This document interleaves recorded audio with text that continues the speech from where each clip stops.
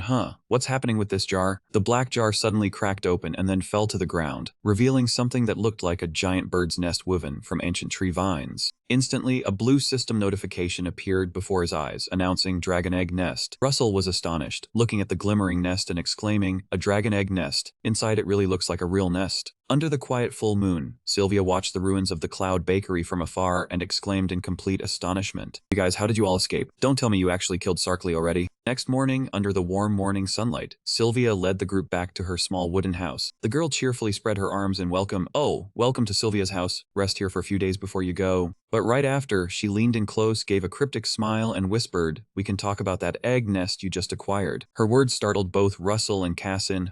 Russell broke out in a cold sweat, a deep sense of confusion rising in him. How did this woman get wind of that? The group stepped inside the house, the sound of chopping food from the kitchen already ringing out crisply. Sylvia was currently standing on a small wooden stool, focused on preparing a meal for the group. Glancing at her mysterious smile, Russell couldn't help but ponder deeply. He looked at the small back of the drug queen and silently wondered with caution, "Damn, what kind of monster is she really?" He recalled the conversation between the two of them at the ruins earlier. At that time, facing Sylvia's astonishment, Russell, holding Rudia in his arms, calmly replied, "We did it. Isn't that what you wanted?" "That's right, but I didn't think you could actually do it." Looking at her expression, Russell inwardly judged that this woman was definitely not just a simple ruler of the northern lava zone. He smirked and asked, "So you infiltrated Sarkly's man-made dungeon to try and help us?" Sylvia scratched her head and chuckled in admission. "Well, yes. Russell broke out in a cold sweat and pressed further. You know what happens when a man-made dungeon is destroyed from the outside, right? Sylvia, in her form, smiled with confidence and mystery, answering, if I knew, then it seems there's someone with enough power to make it happen. He couldn't help but fall into thought as he watched the back of the drug queen ahead. Something like this is nothing to her. And then there's the illusion circle and transformation magic. She's hiding a lot of stuff. Right then, Sylvia suddenly approached and grabbed Cassin's hand. The girl gave a bewitching smile. A woman needs to have her own secrets. That's the decoy that makes her brand. Surprised by the sudden approach, Cassin's face hardened as he asked, what are you doing? Sylvia didn't answer, instead using her small hand to squeeze Cassin's arm tightly, just a quick check. Seeing that, Russell standing nearby couldn't help but sweat. Thinking in shock, Cassin clearly tried to push her hand away, but she stopped him so easily. Sylvia gently let go, crossed her arms and muttered, strange. Cassin frowned and asked, what's strange? Sylvia replied, I feel nothing. Cassin asked in confusion, what do you mean? Sylvia didn't explain further, silently musing to herself. Does this mean that man was right after all? I've lived long enough to meet countless geniuses, but he passed away and gave birth to something special. Suddenly, Sylvia turned her head and stared directly at Russell. Her crimson red eyes glowed with a bewitching light, accompanied by a sinister smile. I will be watching you. The declaration made Russell extremely tense, a high sense of caution rising in his heart. What on earth is going on here? Several days passed in the little wooden house. The group sat together around the cozy dining table. However, Russell had completely lost his patience by now. What do you mean?